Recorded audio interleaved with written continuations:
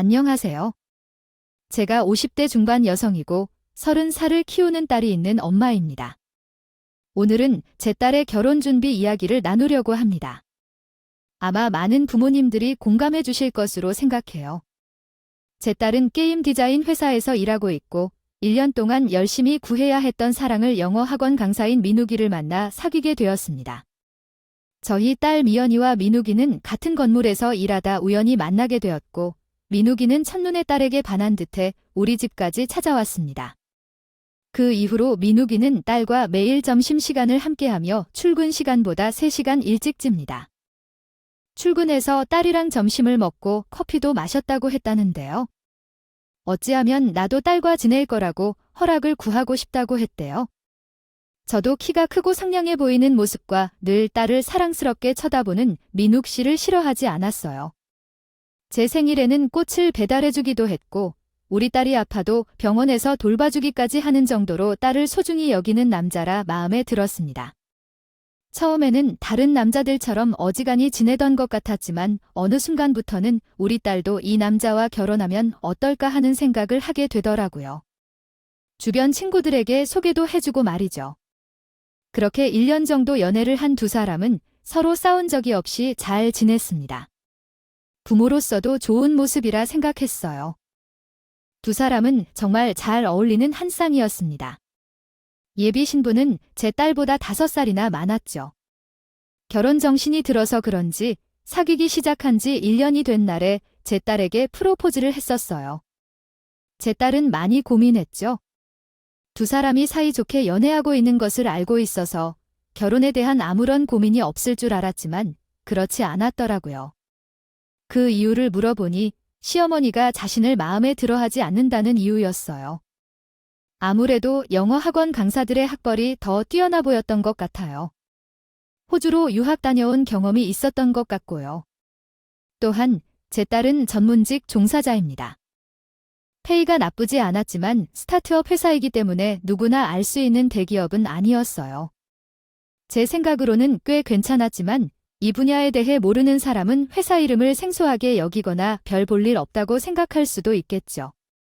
그래서 시어머니가 그러한 반응을 보여서 실망했지만 남자친구에게 회사에 대해 잘 설명하라고 권유했습니다. 이렇게 하면 싫어하지 않으실 거라고 생각하고 또한 딸을 시집 보낼 준비를 하고 계신 분들도 있으니 걱정하지 말라고 하였습니다. 결국 우리 부부는 서로를 믿고 딸은 부모님의 결정을 따라갈 것입니다. 취업도 이직도 스스로 잘해서 걱정은 하지 않았지만 내심으로는 속상했어요. 그래서 상대방의 부모님들은 대단한 사람인 줄 알았다가 실제로는 그렇지 않았어요. 그때는 조금 고민이 되긴 했지만 조금 더 천천히 알아봐야겠다는 생각을 했어요. 하지만 남편은 전혀 다른 생각을 가지고 있었죠. 남편은 올해가 정년이라고 해서 올해 결혼을 했으면 좋겠다고 했어요. 아마도 딸 아빠로서 직장에서 일하고 있는 동안에 딸의 결혼을 원하실 거라 생각해요. 제가 이렇게 생각하고 있기에 일단 만나서 잘 대화를 나누면 문제가 해결될 거라고 생각해 상견례를 하기로 결정했습니다. 생각했어요. 오히려 이때는 딸 아이의 혼수를 어떻게 도와줄까 고민을 더 했던 것 같아요. 행복한 미래를 상상했습니다. 그렇게 기다리던 상관된 날이었어요. 사돈 쪽을 살펴보니 딱 봐도 정말 인상이 무섭게 생겼고 강하게 보였어요. 사실 여자 나이가 50대 후반이면 얼굴만 봐도 이 사람의 성격이 눈에 보이잖아요.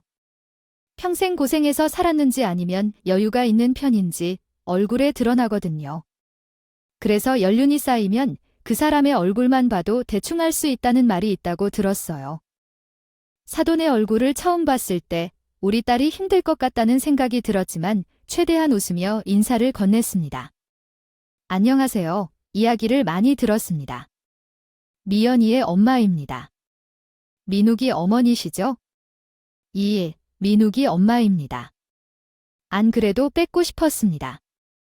우리 아들이 얼마나 미아네를 좋아하는지 결혼하겠다고 매일 난리를 쳐서 올해 안에 간단히 예단을 내릴까 하고 있어요. 네, 저도 예단이나 허리 어식들보다는 아이들이 필요한데 돈으로 도와주는 것이 더 좋을 것 같아요. 그리고 우리 집은 첫째긴 하지만 애들이 간소하게 식을 올리고 싶다고 해서 그렇게 할 생각입니다.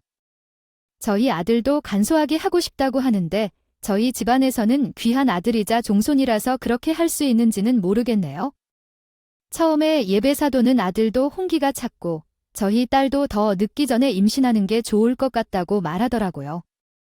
상견례 자리에서 들어보니 예비 사도는 딸 2명을 낳고 40살의 아들인 예비 사위를 낳았다며 정말 힘들게 가진 아들이라며 자랑을 했습니다. 40대에 아이를 낳는 초산인 분들도 많은 시대이지만 우리 시대에는 40에 도달하고 아이를 가지면 노산이라고 여겨졌던 시기에 의사들도 반대를 했습니다. 그때 얼마나 노력했는지 아들을 낳기 위해 버린 삶의 이야기를 듣다 보면 아들을 가지기 위해 그토록 애써야 했는지 생각이 듭니다. 어떤 사람은 자신이 큰 진며느리로서 아들을 낳으려고 했다며 자꾸 자들아들 하면서 기분이 묘하더라고요. 마치 우리 딸을 낳아야 하는 것처럼 느껴졌습니다. 아무튼 제 생각은 미연이가 어린 나이에 결혼을 하고 시집에 간다면 좋지 않을까요? 사돈들 니은 하며 뒷말이 흘러가던 시점에서 더 이상 소리를 듣지 않아도 그 소리가 안다는 거죠. 솔직히 기분이 좋은 것은 아니었습니다. 딸이 임신하는 소식이 그렇게 좋은 소식만은 아니잖아요. 그 과정에서 얼마나 많은 고생이 있는데 상견례부터 그런 이야기를 하니 결혼하자는 건지 말자는 건지 참 불편했습니다. 하지만 양쪽 집의 남자들은 그런 말에 아무런 반응도 없이 밥만 잘 먹으며 자연스럽게 대처하는 모습이었습니다. 그러한 상황을 침묵하며 지켜보던 예비 사위들을 보며 딸을 가진 엄마로서 매우 속상했습니다. 우리 딸은 처음으로 듣는 얘기라서 놀랐고요. 결혼 후에도 1년이 지난 지금도 부모님들에게 새로운 관심과 존중을 보여주고 싶어요. 일하면서 집중하고 싶다고 했던 동안 얼마 후에 결혼할 계획이었고 임신을 계획했었습니다. 요즘 젊은이들은 바로 결혼신고서를 작성하지 않는다고 하고요. 우리 시절에는 결혼 후 1년 정도 지난 후 임신하면서 결혼신고서를 작성하겠다고 말했고 남자친구도 동의했다고 했습니다. 그러나 예비 시어머니의 이야기를 듣자 상황이 많이 다른 것 같았어요. 아이를 낳기는 하겠지만 반드시 아들을 낳아야 한다는 시어머니의 강압적인 발언에 기분이 좋지 않았어요. 말이 굴뚝 같아서 그런 상황에서 따끔하게 말할 수조차 없었고 아니 손자든 손녀든 무조건 남기만 하면 감사하다고 했다. 거 아닌가요? 요즘 대부분의 젊은 부부는 아이를 낳지 않을 생각을 가지고 있다고 들었는데 그 부분은 부부가 서로 상의하여 결정하는 것입니다. 시어머니가 간섭하는 부분은 아니라고 생각했습니다. 제가 또한 아들이 있는데 외가도 역시 극심할까봐 신경이 쓰입니다. 밥은커녕 물 한 병을 혼자 다 마신 것 같아요. 맥주라도 하나 시켰으면 쉽지 않더라니까요. 그리고 본인 엄마의 의견을 듣기만 하는 사위를 보니 사위도 같은 생각을 가지고 있는 건지 의문이 들었습니다. 사위로 오던 민욱이는 우리 딸의 표정이 굳어가는 것을 보면서도 사위가 되기엔 힘든 것 같습니다. 이야기를 멈출 생각을 하지 않았습니다. 가만히 듣고만 있었어요. 전 그 모습에 대단히 실망했고 예비 사돈의 깜짝 놀랄만한 이야기가 계속되었습니다. 우리 아들은 정말 제 말을 잘 듣는 아들이었어요. 속 한 번 썩인 적 없이 늘 엄마가 하는 대로 잘했는데 결혼은 제 맘대로 안 되었어요. 원래 더 일찍 장가 보내고 싶었는데 결혼은 꼭 자기가 사랑하는 여자와 할 거라더니 미연이를 데리고 왔더라고요. 예비 사돈은 아들이 늘 자기 말을 잘 듣는데 하면서 우리 딸은 기대에 못 미친다는 식으로 돌려 말했습니다. 우리 딸을 만난 후 말을 안 듣는다고. 요즘 젊은 애들은 반대하면 더 좋다고 하는 것 같았어요. 엇나간다고 해서 결혼을 허락했다고 말하더라도 그러면서 우리 아들이 미연이를 이렇게 사랑합니다 하면서 웃으며 말하는데 같이 못 얻겠다고 하더라고요. 눈을 마주치기도 싫어서 예비아부님 써도 앞니빨만 쳐다보고 있었죠. 저도 어디 가면 잘난 우리 딸이라고 하는데 제 앞에서 딸하기보다 자기 아들이 잘났다고 자랑을 하니 기분이 좋을 순 없었어요. 그래도 두 사람이 좋다고 하는 게 제일 중요한 거라며 예단으로 돈을 낭비하지 말고 아이들 집값을 보태주는 게 좋을 거로 하자고 했다고 해요. 예단은 정말 간소하게 하자고 말이에요. 쓸데없는 이야기부터 하고 싶지 않았지만 먼저 간단히 하자고 말씀해 주셔서 좋았어요. 또한 예비 사망자가 우리 딸에게 물어보더라고요. 하지만 미연아, 내가 잘 몰라서 그런데 너희 회사와 같은 작은 기업의 연봉이 얼마나 되니? 우리 아들에게 물어봤더니 아들도 모른다고 했어요. 그러나 우리 아들은 자신의 연봉을 알고 있다면서 그런데 내 연봉은 왜 알려주지 않니? 나는 오빠랑 비슷한 수준으로 벌고 있어요. 우리는 프로젝트가 끝나면 성과금으로 더 많이 받는 시기입니다. 일반 월급 체계와는 조금 다르죠. 그때 예비 사망자는 그래 하면서 정확한 금액을 알려주지 않는 것으로 종료됐습니다. 부모 대신하여 말씀드립니다. 약간의 불만이 있던 것 같아 보였어요. 그래서 제가 엄마인 제 역할을 하면서도 딸이 얼마를 버는지 모르는 것 같아요. 요즘 아이들은 자기 연봉을 계산하며 돈과 주식 투자 등을 스스로 다 하는데 저희 딸은 사치를 아끼는 것 하나 없이 자신이 번 돈으로 차를 사고 등 모든 것을 스스로 해왔기 때문에 걱정 하나 줘도 됩니다. 이렇게 말한 후로 더는 말이 없었어요. 솔직히 딸 앞에서나 우리가 함께 있는 자리에서 연봉을 물어보는 행동 자체가 상당히 무례하지 않나요? 저도 사위의 연봉을 물어봐야 했었나 생각이 들었지만 참았어요. 그러한 상견례는 무사히 끝났습니다.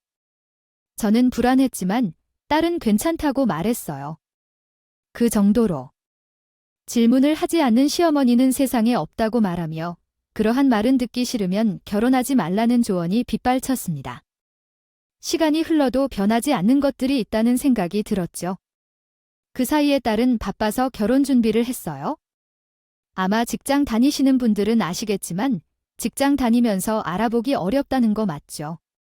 평일에는 서로 바빠서 알아볼 시간이 없었고 주말에도 특근하거나 예비사회 시험을 준비했으면서 주말에도 출근해야 했으니 쉽지 않았습니다. 딸이 많은 고민이 있었어요. 그러더니 몇 년 전에 결혼식을 염려해 하고 있던 어떤 친척이 결혼식 하객 숫자를 제한했었어요. 이에 대해 그 친척이 어쩌다가 결혼식에 참석 예정이었던 사람들 중 몇 사람이 순차적으로 취소를 해서 문제가 생겼었죠. 그 당시에 이런 사태가 우리 가정에서 벌어지게 되었습니다.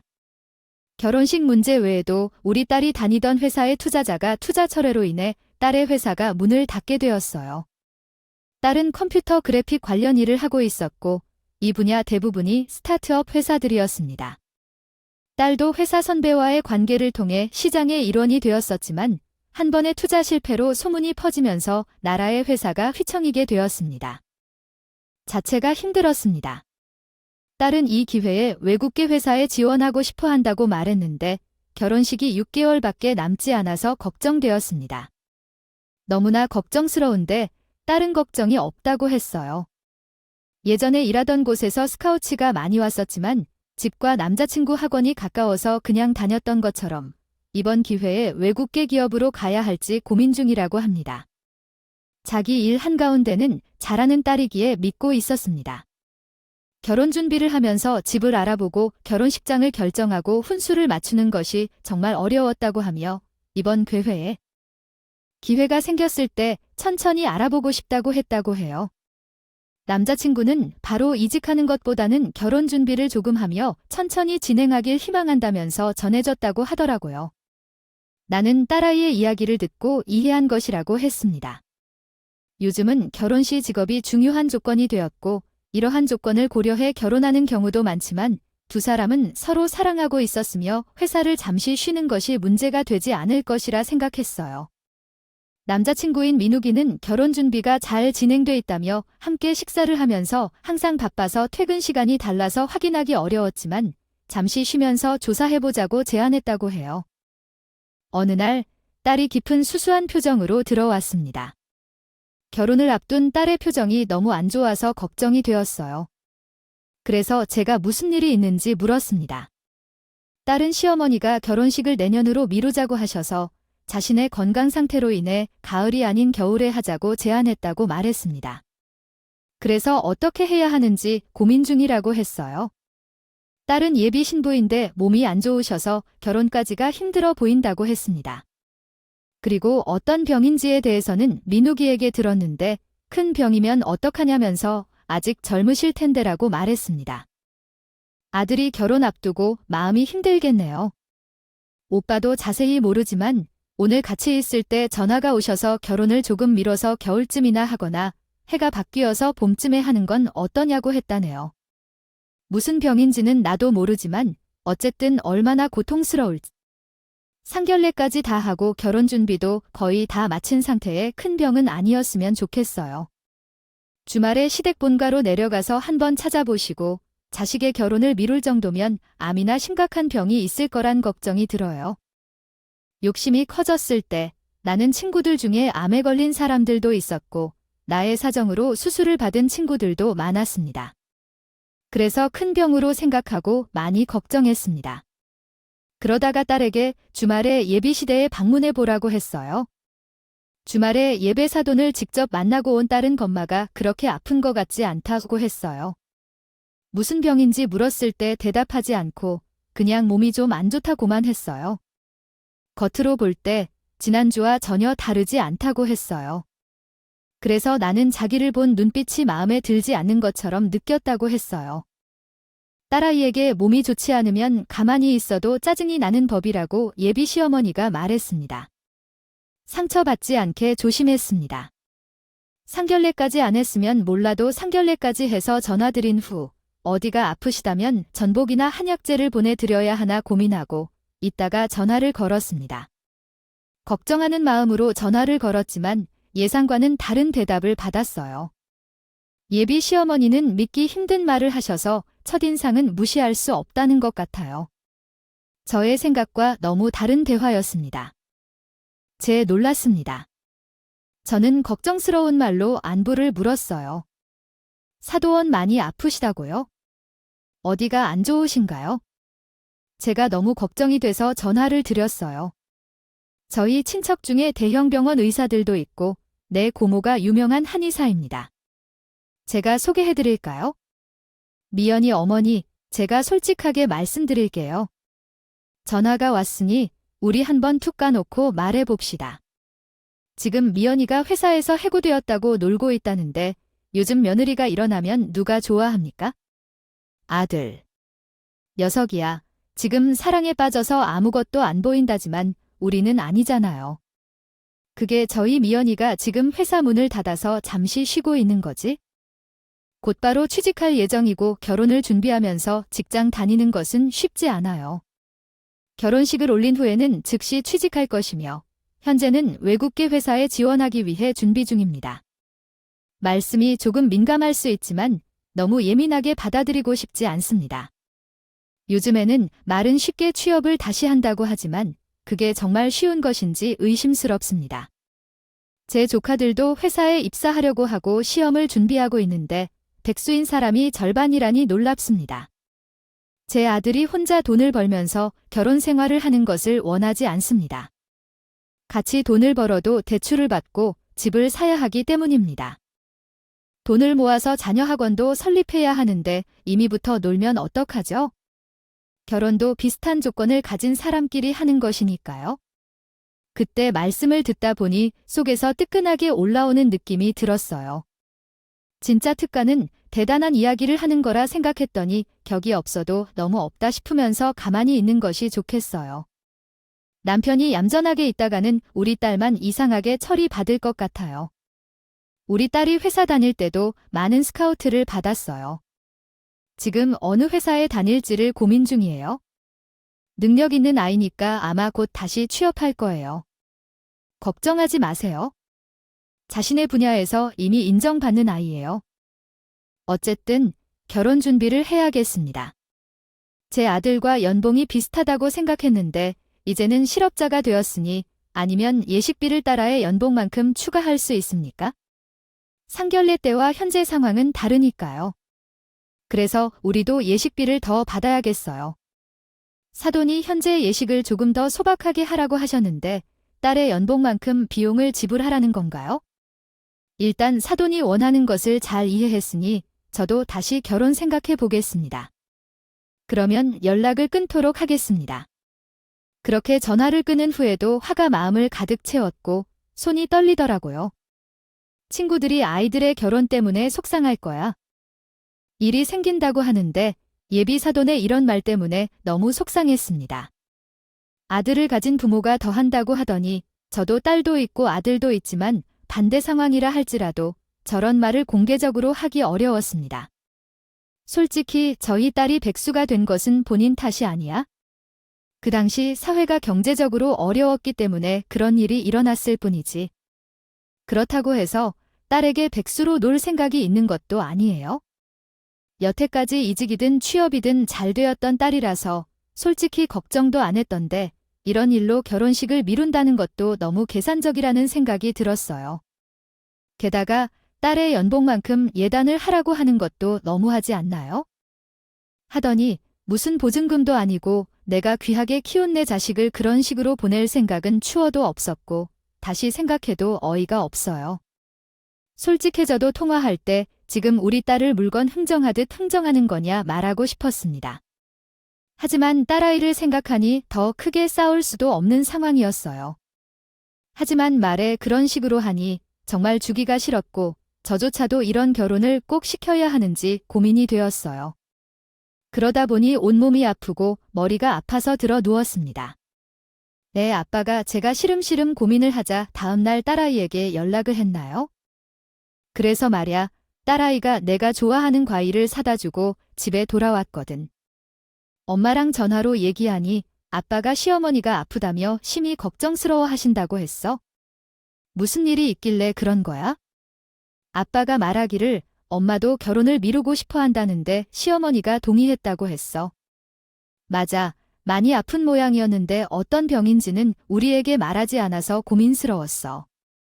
진실을 말하면 딸아이도 상처를 받을 것 같아서 그때나 마찬가지로 내가 말하지 않았어. 결혼을 나도 미루길 바란 것은 아니지만 시댁에 이야기하면 그렇게 된 것처럼 나도 말하지 않기로 했어. 수도 없었어요. 말을 안 하자니 양과 엄마들이 결혼을 반대하는 모양처럼 보일 것 같더라고요. 예비 사돈의 인성이 보였어요. 자기 아들에게도 미연이가 지금 직장이 없어서 반대한다고 말하기에는 본인이 너무 나쁜 사람이 될 것 같은지 말하지 않고 그저 저 또한 결혼을 미뤘으면 한다고 말한 것 같더라고요. 생각하면 술은 너무 괴롭고 화가 났습니다. 그러다 보니 머리가 더 아프더라고요. 제가 인상을 지었습니다. 딸은 왜 그러냐며 정말 무슨 일이 있는 거 아니냐며 걱정했어요. 그런 딸을 보니 솔직하게 말하는 것이 제일 좋은 방법인 것 같았습니다. 사실 미연아, 오늘 내가 너의 시어머니가 될 분이랑 통화를 했어. 정말 아프신 줄 알고 그랬는데 내 시어머니가 너 직장을 잃었다고 내 연봉만큼 예단으로 해달라고 하더라. 엄마가 너를 결혼시키면 쓰려고 모아둔 돈이 제법 되거든. 근데 그런 말들은 너무 화가 나는 거야. 뭐야, 그럼 시어머니가 아프시다는 것도 결국 핑계였던 거야? 어쩐지 그날 뵀을 때 평소랑은 좀 다르시더라.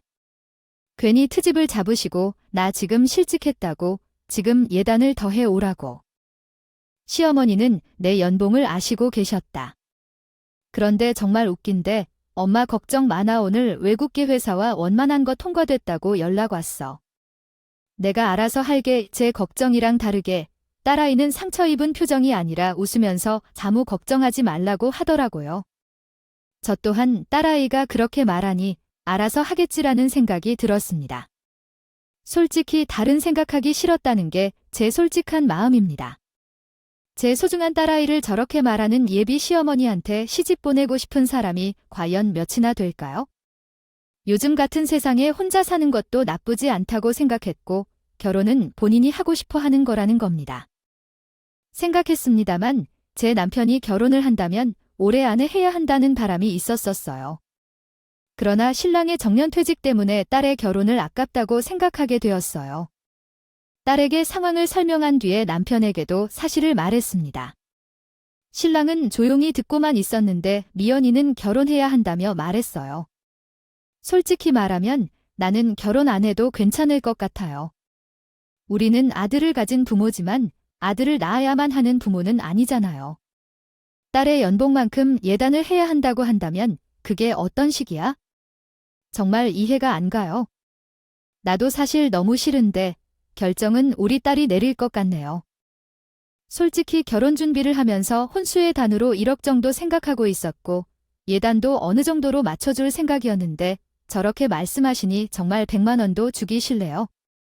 아니, 자기 아들이 귀하면 당연히 우리 딸도 귀한데 딸도 2명이나 키웠다면서 어떻게 그렇게 말할 수 있을까요? 정말 미연이한테 너 퇴직이랑 상관없이 미루고 싶으면 미루라고 해라고 했어요. 신랑이랑 이런저런 이야기를 나눈 끝에 딸아이의 결정에 따르기로 했습니다. 딸을 가진 부모로서 너무나 속상한 밤이었어요. 다음 주 어느 날 사돈어른이 만나자고 하는데 저는 싫었지만 우선 예비사비랑 우리 딸이랑 같이 만나기로 했습니다. 커피 한 잔을 마시러 만나게 되었어요. 사실 어떤 말을 해야 할지 망설였죠. 그런데 내 마음을 이해해주는 것 같더라고요. 딸아이란 엄마, 걱정하지 마, 내가 다 할 테니까.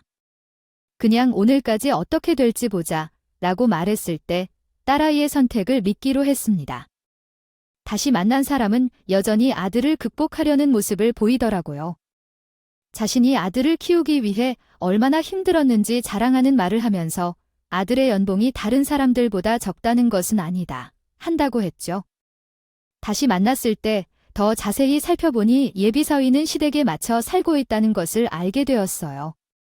결혼 생활에서 시댁과의 마찰이 피할 수 없다면 그럴 때 신랑이 믿음직한 방패가 될 거란 것을 알게 되었습니다. 만약 되신다면 결혼 생활이 훨씬 더 편안해질 것이고요.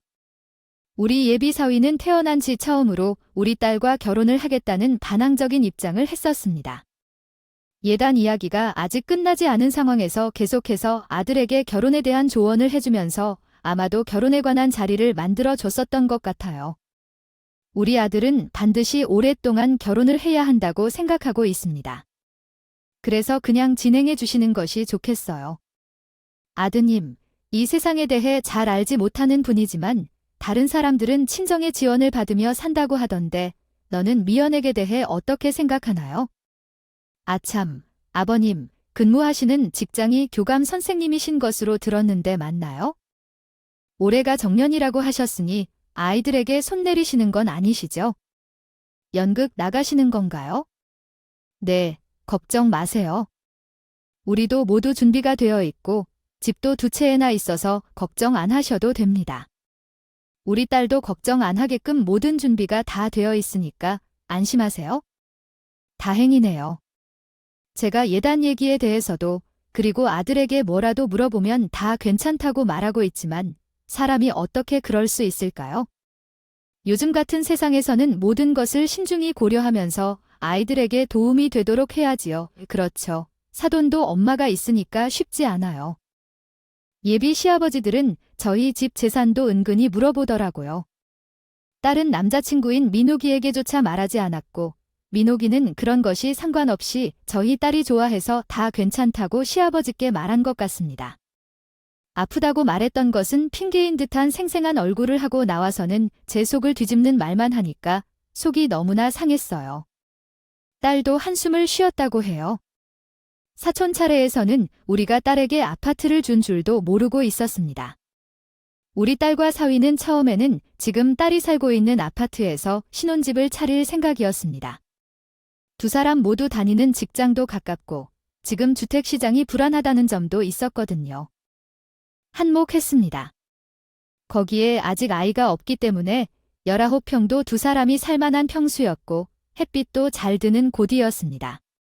딸아이네는 우선 돈을 더 모은 다음 조금 더 넓은 평수로 이사가기로 결정했습니다. 신혼집으로 생각했던 집이 사실 우리가 살고 있는 집이었습니다.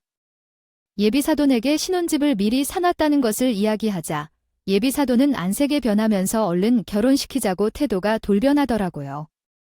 그 집은 평수는 19평이나 적었지만 강남에 있어서 그것만 팔아도 훗날 사위가 영어학원 하나 정도는 찾을 수 있는 돈이 되는 집이었습니다. 아니, 너는 사돈어른께서 미리 칩을 사줬다는 것이 돼요. 왜 그 이야기를 하지 않았니? 서로 불편해졌어. 저때 제가 너무 인색하게 굴었죠. 요즘 세상이 그러니까 대출도 어려워지고 우리 아들도 편하게 시작하길 원했어요. 그래서 그랬어요. 이해해 주세요. 지금 딸 아이가 살고 있는 집을 우리가 산 것을 남자친구인 민옥이도 모르고 있는 것 같았어요. 당연히 전세로 살 거라 생각하고 돈을 모아서 이사 가자며 전세 계약이 끝나면 이사 갈 거라고 생각했고 말했는데 저는 신혼집을 샀다는 말에 눈앞에서 180도 달라지는 걸 보고는 더 이상 어이가 없었습니다. 저한테 돈도 나오면서 딸의 연봉만큼 예단으로 더 넣어달라고 했대요. 돈을 밝히는 분인 것은 이제까지 알았지만 실제로 눈앞에서 사람이 변하는 것을 보니 웃음이 나왔어요.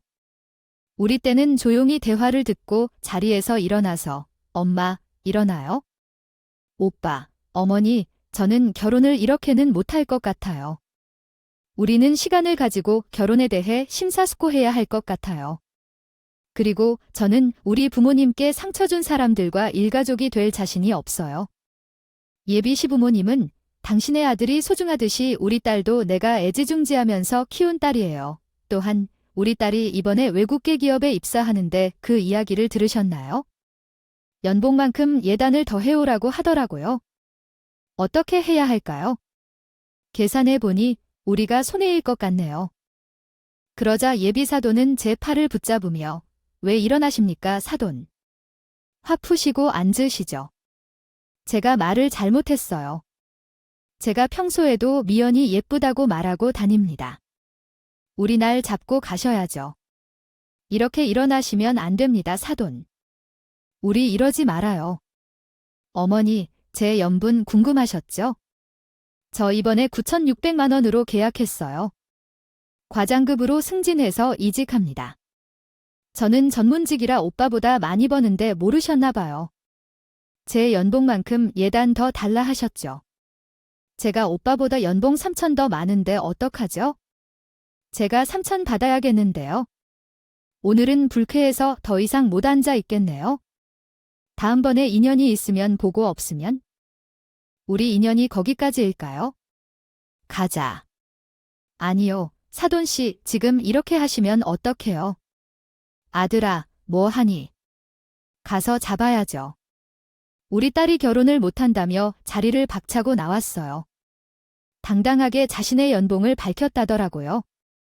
예비 신부는 아무 말도 못하고 서 있기만 했습니다. 그 모습을 본 나로서도 실망했어요. 딸이 그제야 이야기를 했대요. 사실 그때까지는 크게 생각하지 않았는데 예비 신랑이 이런 모습을 보니 결혼을 망설이게 됐다고 하더군요. 그래서 이번 만남에서 자신의 엄마 편이 아니라 내 편을 들어준다면 결혼을 한다고 합니다. 저번과 같이 아무런 조치도 취하지 않고 시어머니의 막말만 듣고 있다면 결혼을 포기해야겠다고 생각한 거죠. 그런데 이번에 만났을 때도 지난번과 다를 바가 없었고 자기 연못만큼 예단을 더 넣어달라는 시어머니 말에도 반응을 안 하는 걸 보고 만져 만남을 전후한 처음의 감정에 떨어져 결혼을 하지 않기로 결심했다고 말씀드리고 싶어요. 이야기를 듣고 보니 사이드라인이 착하고 순해서 마음에 들었지만 아직도 자기와 치마폭에 쌓인 사람인 것 같았습니다. 그래서 이 아이랑 결혼하면 우리 딸의 방패가 되어주지 못하겠다는 생각에 저도 결혼은 없었던 게 맞겠다는 생각이 들었어요. 예비사회는 정말 딸을 사랑했습니다. 제가 옆에서 보는 것만으로도 기분이 좋아지는 만큼이에요. 그렇게 누군가에게 사랑을 받는 것도 아름다운 일인 것 같았습니다. 딸의 행복이라 생각했지만 결혼은 현실이라는 것을 우리 나이쯤이면 잘 아시겠지요. 연애를 시작한 지 1년이 지났지만 결혼은 적어도 몇십 년은 함께 살아야 하고 다른 가족과 또 다른 가족으로 연결되는 것이라는 건데 그러한 시어머니와 그 가족이 되면 우리 딸이 얼마나 힘들 것인지 느꼈습니다. 아들이 장사를 한다고 해야 할까요? 요즘에도 아직도 내 아들이 잘났다고 상근내장에서 말하는 부모가 있는 것을 알게 되어 놀랐습니다. 하지만 그렇게 솔직하게 돈을 요구할 수 있다는 것도 놀랍습니다. 그 이후로 사돈이 계속 전화를 걸어와서 자기가 잘못했다고 아들이 너무 미안하다고 말했습니다. 사랑하니까 한 번만 만나달라면서 문자로, 전화로 사람을 너무 힘들게 하더라고요. 그들의 예배 사돈이었던 사람이 찾아와서 사과하면서 평생 딸처럼 생각하겠다고 하더라고요. 아이고, 사돈, 제가 잘못 생각했습니다. 이렇게 귀한 딸을 주시는데 집도 다 장만해 주셨다는 걸 몰랐어요. 우리 예전 일은 있고 아이들을 결혼시켜야지. 두 사람이 사랑하잖아요. 어머니, 저희 어머니가 잘못했습니다. 제가 그때 말로 써야 했는데 요즘 미연이는 제 전화도 안 받아요. 한 번만 말 좀 잘해주세요. 제가 많이 예뻐해 주셨잖아요. 저는 정말 미연이만 있으면 됩니다. 우리 딸 아이는 글쎄요, 결혼 안 한다고 하더라고요. 저도 딸이 누군가를 싫어한다면 그를 강요할 생각은 없습니다. 또한 민옥 씨에게서 나의 딸에 대한 사랑을 받아서 기쁘다고 느꼈어요. 그런데 만약 우리 딸이 당신 어머니로부터 모욕적인 말을 듣고 있을 때 가만히 있는 남성에게 딸을 맡길 수 없겠죠. 제게도 유일한 딸인데 저는 이러한 관계가 끝나는 것을 생각했지만 불쾌한 일이 발생하였습니다. 그래서 어떻게 해야 할지 막막해졌고 그러던 중 남편이 직장인 학교까지 찾아왔습니다. 제가 꺼린다고 해도 쫓아보기를 강요하자 남편은 난처해 했습니다. 결론은 우리는 딸을 가진 부모로서 되어 있다는 사실을 깨달았습니다. 그리고 예비 시어머니는 우리 딸이 싫다고 할지언정 계속해서 집 앞에서 기다리며 문을 열어달라고 찾아왔다고 해요. 딸이 헤어지자고 말하자 예비 시어머니는 나타나서 미연아, 우리 아들은 너 없으면 못 산다고 했다고 해요. 내가 시집살이 안 시킬 거니까 걱정하지 말라며 너는 돈을 잘 버는 것도 알았으니 절대로 널 무시할 말조차 하지 않을 것이라며 우리 신경 안 쓰도록 했다. 한 번만 우리 아들과 다시 만나주면 안 되겠느냐고 물었을 때 눈물로 호소까지 했다고 하더라고요. 나는 더 이상 이 사람들과 얽히고 싶지 않았습니다. 또한 만약 또 한 번 찾아오면 경찰에 신고할 것입니다. 법정 싸움까지 간호하라고 했습니다. 그러자 혹시나 자기 아들에게 피해를 줄까봐 예비사도는 찾아오지 않았어요. 하지만 예비사위는 계속해서 딸이 집으로 찾아와 결국 접근 금지를 신청했습니다. 이런 사람의 밑바닥 모습을 보고 나니 결혼을 안 시키길 잘했다는 생각이 들었어요. 결혼할 때는 꼭 집안도 보고 사람의 밑바닥까지 살펴봐야 한다고 생각합니다. 결혼까지 가지 않고 상견례에서 끝나버린 건 조상이 도와주신 것이라고 생각해요. 아무리 요즘에는 서로 비슷한 사람끼리 결혼시키는 추세라고 하지만 결국은 한평생을 함께 할 거니까 자식들이 행복하게 잘 살길 바라야겠죠. 더 노력하여 결혼을 시키는 것은 아닌 것 같아요. 게다가 돈을 보고 사람이 180도 변하면서 무시하다가 잘해주다가 하는 모습을 보니 씁쓸했습니다. 이번 경험을 통해 세상에 참 다양한 사람이 있음을 깨달았고 또한 다들 제 마음과 일치한다는 생각도 많이 했습니다. 제 딸은 지금 외국계 회사에서 일하며 본사로 발려갔어요. 결혼을 지금 당장 해야 할 필요성이 없다고 느꼈고 그래서 외국에서 더 넓은 세계를 경험하고 싶다고 해서 보내주었습니다. 딸은 잘 지내고 있고 저희 부부 또한 이 경험을 토대로 아들이 결혼을 할 때를 생각합니다. 혹시라도 그런 마음을 품고 그런 모순한 행동을 하지 않기로 결심했습니다. 오늘도 저희 채널에 와주셔서 감사드리며 더 좋은 이야기로 찾아뵙겠습니다.